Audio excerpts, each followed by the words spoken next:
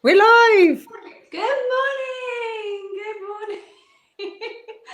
How Good is morning, it everyone. Thursday already? Good morning, everybody. Welcome to the Cuppa Club with Jenny and I, and we have a special guest today, which I am super excited about. And Jenny, I'll let you introduce our fabulous guest. Yes. Yes, welcome everyone. We obviously like to have interesting chats anyway, but it's nice to get some different people in, have a chat. And today we have a very lovely Chris Mooney, who's a mindset and resilience coach. And I think that's so relevant right now, isn't it? And we have some great chats, great conversations, and we're gonna get involved. So please comment, ask your questions away to us, any of us, and we'll answer it. We'll flash up look very professional last week, didn't it? Comments flashed up on the screen. Yeah, it was great. So we'll do that as well. And so welcome along. Let's bring Chris in. Good Welcome. morning. Good morning. Got my cuppa. Can I come in? Yeah, you got a cuppa. Ta-da! My Kylie cuppa. Smoothie. Loving the Kylie cup. Kylie cup. Very healthy, Jenny. Brilliant. Good morning. Chris. Welcome along to our Cuppa Club. Hello. Thank you for inviting me. I was here last week in the audience. I loved it listening to the other Kirsty and talking about the Juno way and stuff. So thanks for having me.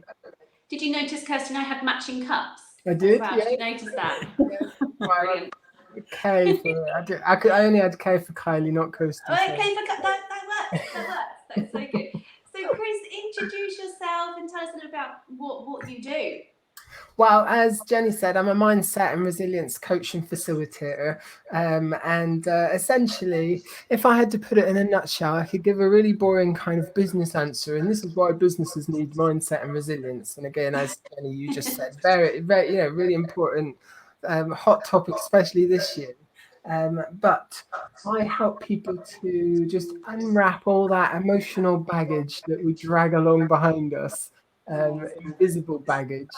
To varying degrees that we all have, and I have this huge belief that no longer is it okay for us to leave it at the door when we go to work, because we take our whole selves to work. So if we can unwrap some of that, whether it's in our personal lives or professional lives, both will benefit. And not only that, but we have better relationships, we feel more confident, we can deal with big shocks and change.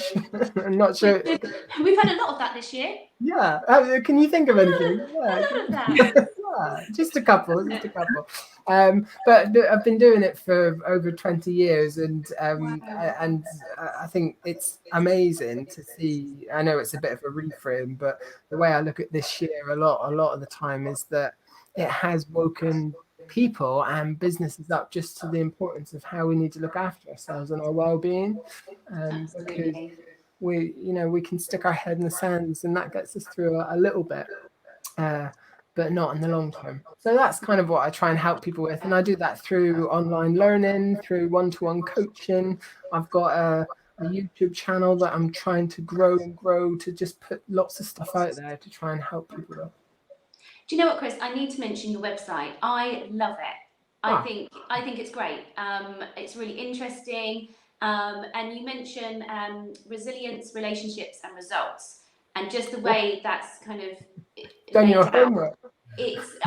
I had a look. I did have a look, and it did make me engage with it, and I found it so interesting, because I think, this year alone, I think people have realised how important it is to kind of breathe, take a step back, and kind of stay positive as much as possible. I mean, we all have those days. I mean, I had a little mini meltdown a couple of days ago, and I just thought, oh my goodness, kind of having to step away from my business it's really tough. And like you, Jenny, as well. And we've both kind of said to each other, haven't we? We've had that moment where we've gone, oh my God, like I can't. I'm not able to open up my business as much as I want to, and it kind of does get to you. And it's just kind of, like you said, stepping back and breathing and kind of going, this isn't going to be forever. It's going to be okay. Lots of people kind of kind of in the same boat. if you see it in a different angle. But yeah, it's kind of speaking to other people as well, and kind of just staying positive, isn't it? So Yeah. I think a lot of it comes down to that. There's this new, slightly cheesy phrase I'm hearing, which I quite like, which is we're not in the same boat, we're all in the same storm. yes, Kind of that's what I was getting at. Yes, Same yes, storm, different boats. Yeah, it's a bit of a that's variation. so true. That is so but true. Yeah, what I try and do, and I try and make that come through on the website, is, well, a couple of things. Is like, I always cringe a little inside when I read these websites, which are like one person, which I am, is just me and my business, and a little network that I work within. But essentially, it's just me trying to be this big, we believe in this and we believe in that. So that was quite a conscious choice to just say, look, this is me, and this is what I do, and this is how I can help. And even down to little things about where I put on there quite recently. I was like, no one ever tells you their prices in my game. I think it's probably different in your industries, but in learning and development world, it's like prices are shrouded in mystery and secrecy because nobody wants to give it away. And I'll say, well, actually, here's all my prices. It's really transparent. And I think that's the way I just try and work with people, is just to keep it real. That's why I didn't go down the corporate jargon line this morning. It's like, this stuff's too important to just say, well, businesses need this, that, and the other. They do. But essentially, I help people to look after themselves. And the thing about positivity is interesting, because I think what I try and help people with mindset and resilience wise, it is partly positivity. I think there's a fine line between then that positive mental attitude of, oh, well, hope for the best, or, well, look at the world glass half full and stuff. That stuff does help to a degree, to a point. But then, as you've said, Christy, that we've also all had really bad days this year more than ever. I think it's really important to recognize them and have them, and not try and rush through those. So much of it's about checking in with our physiology, which we don't do. We're rubbish at that as human beings. We just try and stay strong and just try and appear strong to everyone else. And our body's sending us all these little signals. Absolutely. And I would even question actually what your mini meltdown the other day, Kirsty. I over the last kind of best part of a year, I suppose, really, I would question anyone who actually, are you even normal if you haven't had some kind of mini meltdown or some kind of thinking, well, you're sat there thinking, what the actual hell is going on? Are you even normal if you haven't had a day in any year, actually? At any time you thought to myself, oh my Jesus Christ, what the hell is happening now? And it's important to realise that everyone has days like that. It is normal. It is part of living. There are good days and there are bad days, and there are experiences and things that happen in life, like this year. And things happen to us, and life, the world still goes round, and day still follows night, and life carries on. But it's about, like you say, being a bit more resilient, isn't it? And realising it's normal, and realising this too shall pass, and trying to find the good things. But also what I find personally quite annoying is people who are kind of over the top positive in a really fake way. That isn't helpful either, is it? It's important to be real about it, have this realistic view on stuff. And realise, yes, there are positive stuff, but also there are crap days too. And it don't have to be all the time being this ultra almost aggressive positivity isn't helpful either, is it? You need to be real. Exactly. And like you say, work and sort of live through stuff. Don't try and rush through it. It is just another day, and it's everything passes, and you will come out of things a better, stronger version of yourself. Perhaps make changes, perhaps learn to cope. Perhaps going through difficult times might make you realise you're very good at helping other people get through difficult times, and you've learned things about yourself, learned about experiences of yourself and others, how you respond to situations. That gives you the benefit of hindsight in the future. If anything else could happen again, or different situations come up, it gives you the benefit of the knowledge, doesn't it? To think, actually, I've done it once, I can get through shit again. Exactly. Well, I saw a post the other day, and it said, if you've got through this once, you can definitely do it again. You know, you can come back stronger. Yeah. Stronger. I love that. It's been around years now, but I love that meme of if Britney can survive 2007, you can get through this. Yeah, I've seen that. That is a brilliant meme. I love that. But there is such a thing, as you've said, Jenny, there about this toxic positivity. Yeah.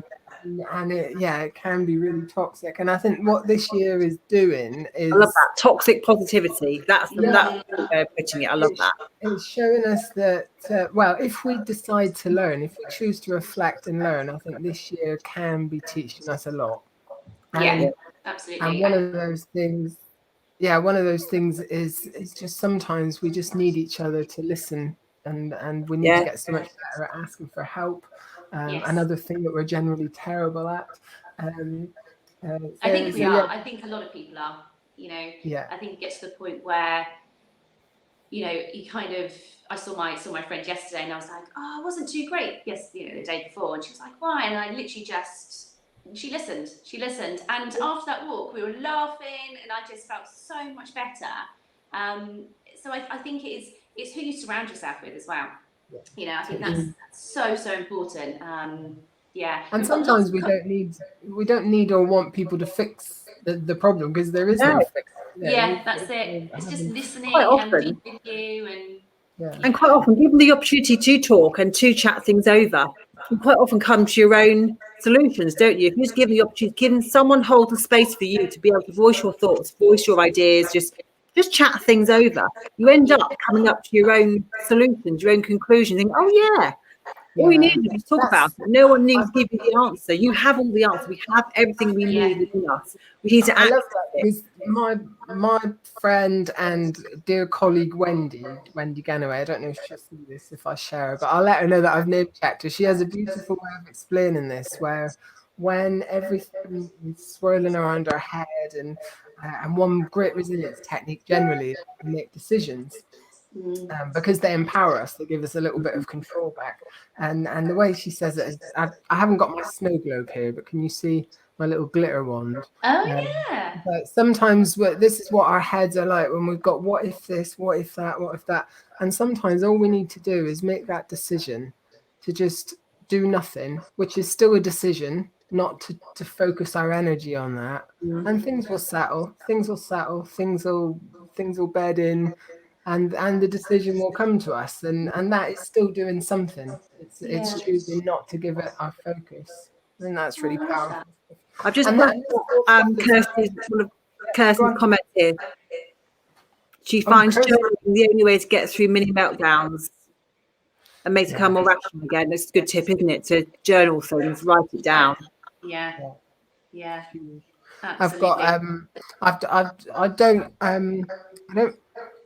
I haven't really gotten on with journaling because I find it's different for different people. What kind of works for me is my little gratitude jar.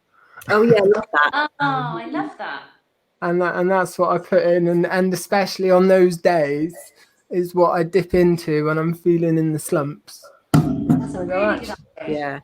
Got a lot, but journaling is huge as well. Morning, Kirsty. Hi. Yeah, morning. Let's see who else is online with us. Oh, hi Becky.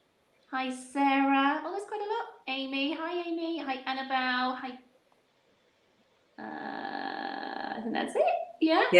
Who's commented? I did see something. Kirsty's put we should all do a mini meltdown live. Yeah. Mini meltdown live. Love it. Oh yeah. There we go. Love that. Absolutely love it. No, but I absolutely, you know, I just think for me it's kind of talking, and I feel like when I see my clients, they come in and it's like a release for them as well. So they kind of just talk through, could be what they're doing that day or what's happened, you know, what's currently going on in their lives. And I love hearing it, and I love that connection between me and my clients, and it's so lovely. I mean, they come in and tell me things that they wouldn't necessarily tell anybody else, and it's so lovely. And I think that's really important that they know that they're able to come in and talk to me as well. So do you feel like that the same with you, Jenny? Do you have? Yeah, I do. Yeah, it's exactly the same thing really. People come in and they it's like this safe space where people exercise and they relax and they feel they trust you, they like you, get to know people, to work one-to-one with people, and it's really lovely when people can open up and can let go of its energy and then just chat things over, just hold space for people to be able to exercise in my case, but able to kind of chat things over, or a bit like you maybe do with a hairdresser as well, the same kind of thing. But I was also going to come on to sort of living in that kind of high stress kind of sympathetic nervous system as compared to the more rest and digest parasympathetic nervous system. And you can really access that more chilled parasympathetic nervous system. You're much more able to relax, calm, make more logical decisions, work things out. But also when we're doing things, a bit like having to with you, Kirsty, or exercising with me, people really can kind of, their brain can go into a default backup stage where then their brain in the background can be doing all its filing, all its tidying, all its clearing up, all its back-end office jobs, which you can't do when you're in this fight or flight manic, high anxiety kind of stress levels. It can't do it when it is you like that. But when you do take a step back and do something for yourself, or walk, or just take time for yourself to kind of sit back and look at things a bit more perspective and just calm down, you can do a lot of good in your mental condition, mental state of being able to sort things out, work things out logically in your mind and make better decisions. Your brain can do all that back end stuff just by doing something. This kind of active rest is proven to be more beneficial than rest. Sometimes it's not more sleep you need, it's more kind of chilled out time. I think our brains aren't meant to be working 24/7. You know, if we're looking at screens and phones till last thing at night, first in the morning, our brains are working all the time. We're not meant to be doing that, and it doesn't help our brains at all. It's not what our brains need. That's it. If I wake up in the night, I purposely don't look at my phone. Don't look at your phone, because then your brain thinks you're awake and it gets, it's just no good. No good. So I'm like, don't look at your phone. Becky's saying, I get that after fitness classes, people stop for a chat and just chat, or thank me for giving them an hour for them to enjoy. Yeah, it's really important, Becky, isn't it? It's really lovely that they feel that they can chat to you. Yeah, absolutely. I think especially at the minute where we're losing that connection with the social distance, I think that things like that we become even more grateful for. Talking about gratitude, it's those little things that make sense. Yeah, absolutely. I'm a hugger. I love a hug, and I always go in for a hug, even to the point when I think, oh, is this person a little bit uncomfortable with me hugging them? And then I always hug a bit too long as well, and I'm like, oh dear, because I'm loving this, and they're a bit like, oh, I'm a bit. It's probably best we stay screen friends. I have my personal space bubble. When we meet, I'm so going to hug you, and it's unexpected as well. You're like, what is this? Stop touching me. Step away from me, Kirsty. Personal space. It probably won't be like that if we ever do get to meet. Yeah. Oh my God. You're rude. I wonder if non-huggers would actually then become huggers. Oh yeah. They've missed it. We will see. We'll see. I've also just spotted Kirsty's Brittany comment as well. Very good, Kirsty. You're on one this morning. Have we missed that and one? Chris is definitely channeling Brittany today with my toxic positivity comment. Yeah. I love that. I love it. Yeah, she that was a while ago now, wasn't it? Like 2007 or something. That was quite a while ago that Brittany had.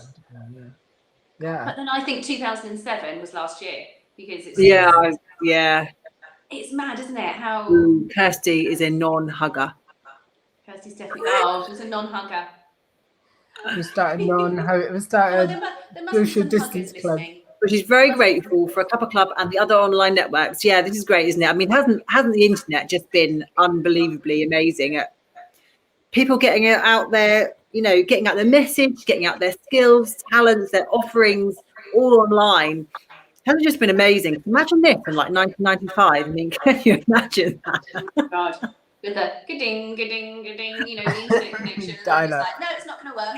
Let's forget that. Let's forget that. Yeah, it would be so different if we didn't have all that we've got today. Businesses wouldn't be able to work at home. It's just, it's crazy. I mean, isn't it's been revolutionary for me because I mean, I have been able to keep going. I'm working less than I do normally do, but I have been able to keep going online and do as much as I can and still keep getting my message out there.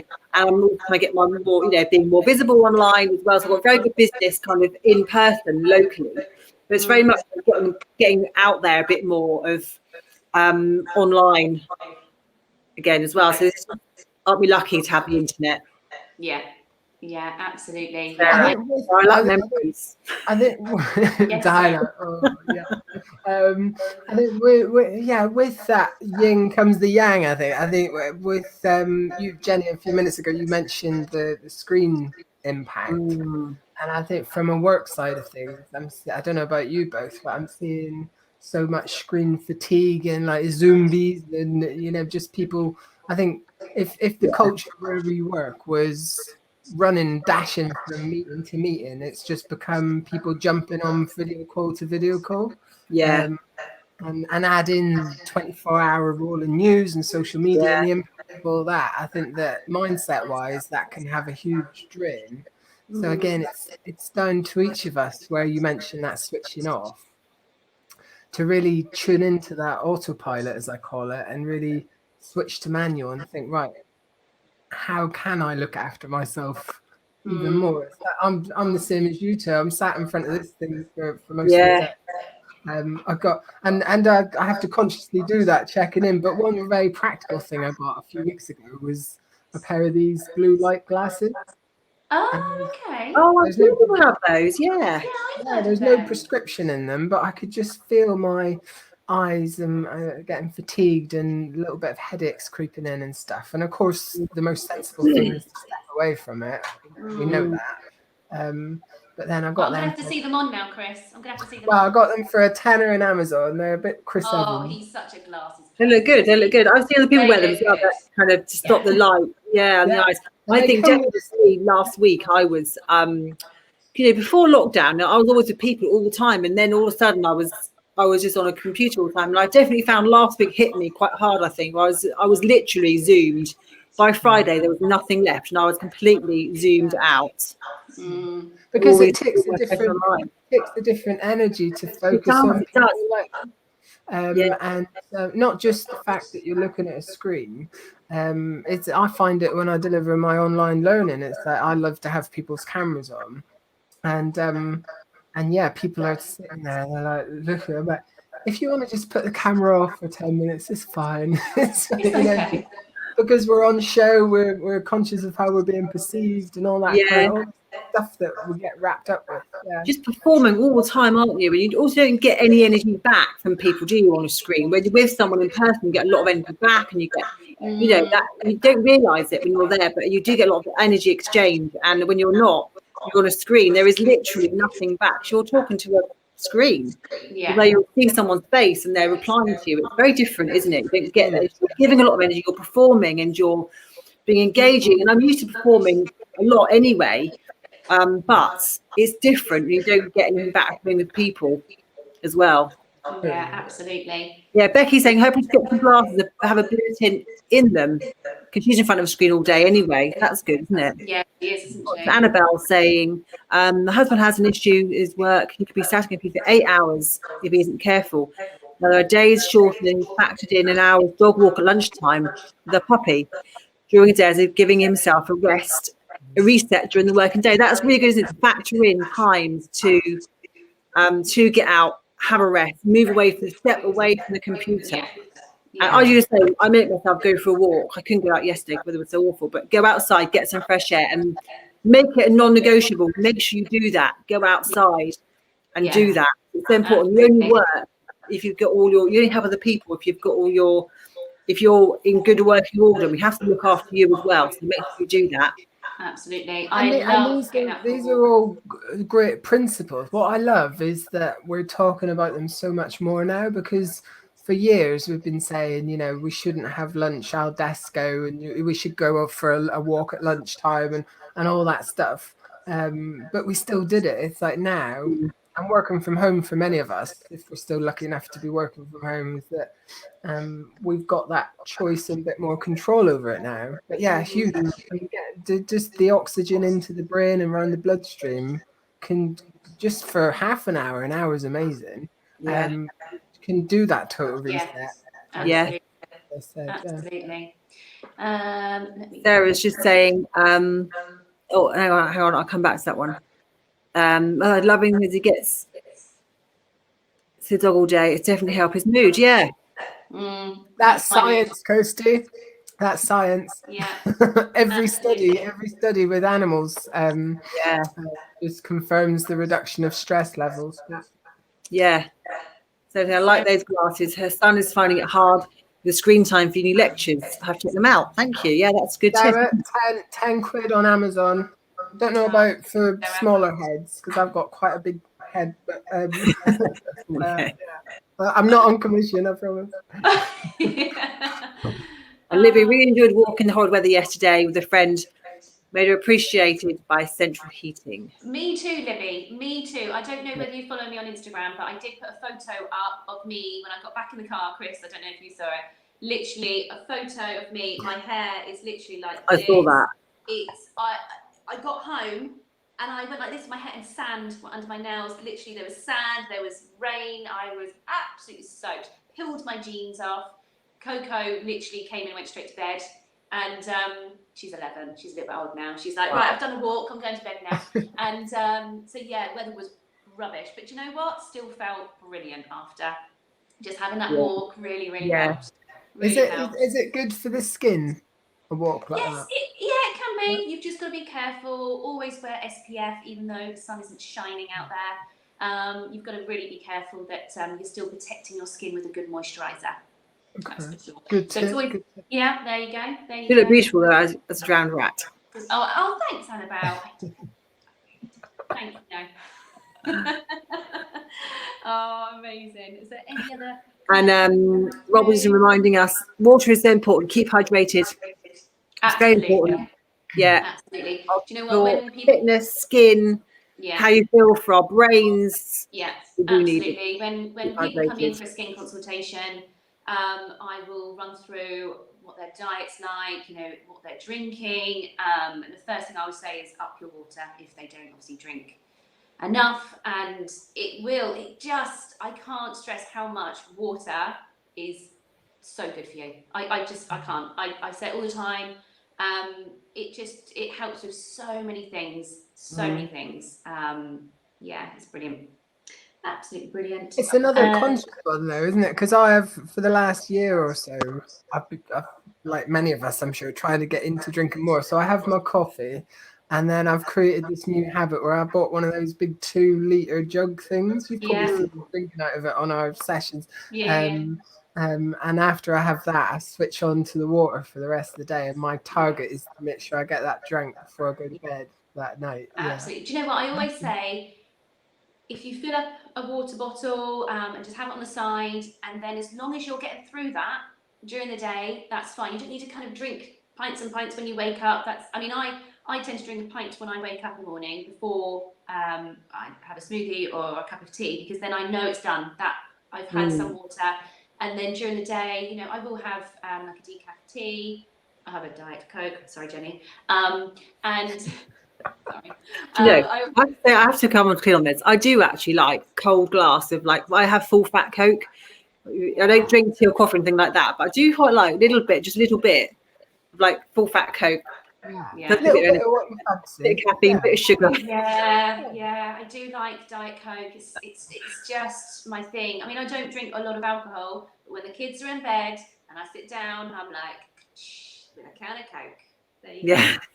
I love it. So I did go to the dentist the other day, and she went through everything, and she went, so do you drink, do you smoke, do you do this, do you do that, do you have lots of sweets? I was like, no, but I really like chocolate crisps and Diet Coke. And she just went, okay, try and limit that down for a little bit. I was like, okay, yeah. I don't have a lot.